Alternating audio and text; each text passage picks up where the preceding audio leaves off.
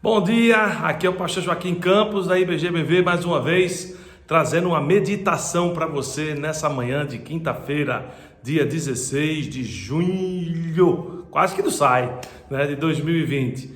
Estamos aí abordando mais uma vez o livro de Êxodo. Hoje a gente vai falar sobre Êxodo 32, versículos de 25 a 29. Antes falamos sobre o processo de idolatria que o povo de Israel cometeu logo após, assim que Moisés, ou logo antes de Moisés descer do Monte Sinai, E hoje nós vamos ver o resultado dessa idolatria, a punição dessa idolatria nesse texto. Primeiro de tudo que a gente vê aí pela linguajar do texto, o que se pode perceber é que o povo realmente cometeu um pecado de idolatria, não simplesmente uma idolatria onde eles fizeram um bezerro e aí adoraram aquele bezerro um pouquinho e acabou por ali, e aí Moisés veio e dispersou todo mundo ficou arrependido. Não, houve um processo de de penetração dessa idolatria na vida dessas pessoas, ao ponto que elas não abandonaram essa idolatria. Tanto é que o próprio Moisés chama a todos na entrada do arraial, como diz o texto aqui, que seria na entrada ali do tabernáculo, e os convoca, pedindo uma decisão. Olha, vocês estão com o Deus de Jeová, ou vocês estão com Jeová, o Deus de Israel, de Abraão, ou vocês estão aí com esses deuses? Então tomem a sua posição agora, tomem uma decisão e venham para o meu lado se vocês estão ainda com esse Deus. Porque ele sabia exatamente o que ele teria que fazer com aqueles que decidiam não seguir o Deus Jeová. Por quê? Porque eles tinham feito um pacto legal, judicial com Deus, na base da lei que tinha sido dada a Moisés. E se você for investigar Deuteronômio capítulo 17, você vai notar que a punição para tal pecado de idolatria era uma só, era apedrejamento e morte. Então ele, obviamente, como era muita gente, ele meio que improvisou, eu diria, certo? O julgamento e a punição, falando com que todos aqueles que tinham sido os levitas que tinham vindo para o lado dele, apenas os levitas tinham vindo para o lado dele, que eles fossem de casa em casa, e dada a devida punição, que era a morte. Então ele disse que liberando os levitas a usarem a espada e matarem essas pessoas. Observem aqui a neutralidade da lei em relação a essa punição. Ele diz, olha, matai irmão, matai vizinho, certo? Matai ente próximo. Então, assim, não tinha nenhum tipo de parcialidade, não de parcialidade, mas de parcialidade em relação à lei mosaica. Então, o relacionamento de Deus era um relacionamento com o povo de maneira judicial. Faça assim, receberás tal bênção. Não faça assim, receberás tal punição. Então, era um completo rigor legal que se existia nesta época, a tal modo que laços familiares, laços nacionais ficavam abaixo da regra da lei, da obediência da lei. Então, era muito severo isso. Deus tinha um plano com isso, obviamente, era que o seu povo fosse um povo consagrado, vamos dizer assim, naquela época, e para se consagrar naquela época era necessário que o povo mantesse a lei. E aí Deus tinha uma reação severa em relação a pecados do tipo, principalmente de idolatria, porque ele sabia que se ele quisesse fazer alguma coisa em relação a alcançar o mundo através dessa nação de Israel, Israel tem que se tornar puro, sagrado e santo através do seu comportamento, certo? Agora, muitos cristãos hoje em dia acham que o nosso relacionamento com Deus é da mesma forma e infelizmente erram em não perceber uma mudança radical em relação à maneira que Deus se relaciona conosco hoje. Hoje nós não temos um relacionamento judicial com Deus, nós não somos regidos mais pela lei em nosso relacionamento, nós não somos aceitos, nós não somos consagrados ou purificados seguindo a lei, nós não somos santificados seguindo a lei. Então há uma mudança radical em relação a isso.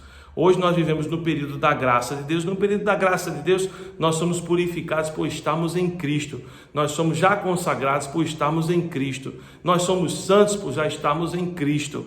Então, o que você tem que fazer é notar que você já é essas coisas em Cristo. Então, viver porque você já é, certo?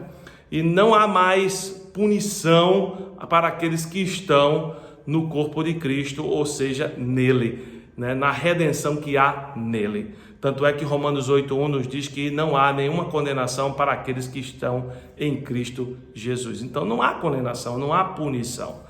Aí você me pergunta, mas se você cometeu o pecado da idolatria hoje, como é que Deus o julgaria?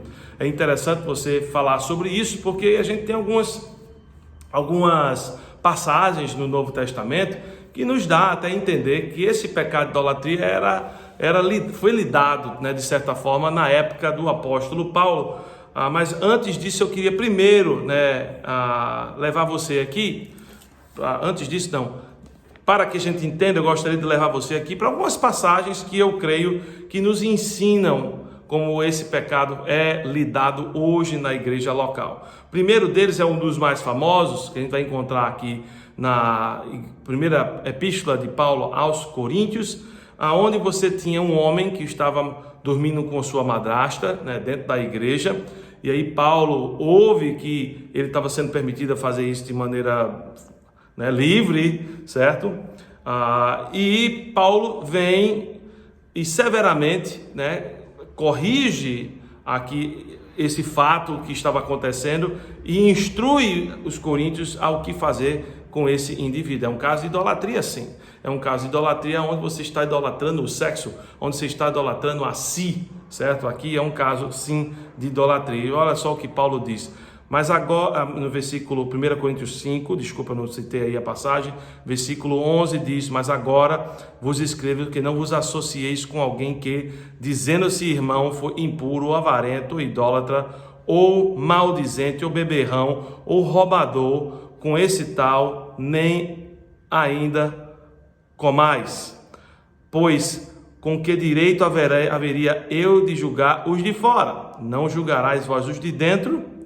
Os de fora, porém, Deus os julgará. Expulsai, pois, de entre vós o malfeitor. Ou seja, ele está falando aqui que a grande possibilidade é que esse homem, nem sequer irmão, né, seria. Por isso que ele diz, se diz irmão. Então, se você está, talvez, dentro da igreja e tendo todas essas questões de idolatria fora dela, hoje, por exemplo, é um feriado aqui, certo? Católico, que a gente festeja, ou pelo menos as pessoas aqui festejam a padroeira do Recife, e isso aí seria um caso sim de idolatria, que não terás outros deuses acima do teu. E qualquer coisa que seja um ídolo para você, né, se torna, certo, a idolatria. Então, se você está constantemente com isso, você talvez tenha que fazer um check-down na sua fé e avaliar realmente a sua consciência, e pensar, será que realmente eu coloquei minha fé em Cristo e apenas em Cristo e somente em Cristo para a minha salvação, certo? Então isso é a primeira questão. E aí, aqui está como você se comportaria com alguém que diz isso aí. Uma outra passagem muito interessante é em 2 Tessalonicenses capítulo 3, 2 Tessalonicenses capítulo 3, versículo 14, que diz, caso alguém não preste obediência à nossa palavra, dada por esta epístola, notai-o, nem vos associeis com ele, para que fique envergonhado. Todavia, não considereis por inimigo, mas advertiu como irmão. Aqui, Paulo está falando a alguém que provavelmente é irmão, certo? Para você não considerar como inimigo, mas ao mesmo tempo não se associar, ou seja, não fazer parte da sua vida uma convivência com esse irmão, para que as pessoas talvez até não interpretem você como também uma pessoa do tipo de integridade como o dela, e até mesmo para que isso não normalize na cabeça do seu irmão o pecado do qual ele está, certo, fazendo e praticando. Então, para que ele se toque, certo, não se associe, para que ele possa ver que há alguma coisa da qual ele tem que fazer uma avaliação, certo, e fazer um alinhamento à palavra de Deus e da sua obediência, tá bom, meu irmão? Aí uma coisa que eu queria falar para você aqui é o seguinte: tudo aqui é baseado na questão de que nós estamos em Cristo. Em Efésios 2, versículo 4, nos diz o seguinte: mas Deus, sendo rico em misericórdia por causa do grande amor com que nos amou, em quem? Em Cristo Jesus, estando nós mortos nos nossos delitos, nos deu vida juntamente com Cristo, pela graça sois salvos. Ninguém é salvo hoje pela lei, ninguém é salvo hoje pela sua consagração, certo? Hoje muitas igrejas fazem rituais de consagração que infelizmente são vazios, não tem nenhum peso bíblico a lhe chamar na sua frente e dizer você se consagrar, reconsagrar. Você não vai se consagrar mais do que você é consagrado pelo fato de que Jesus Cristo lhe consagra através do seu sacrifício na cruz.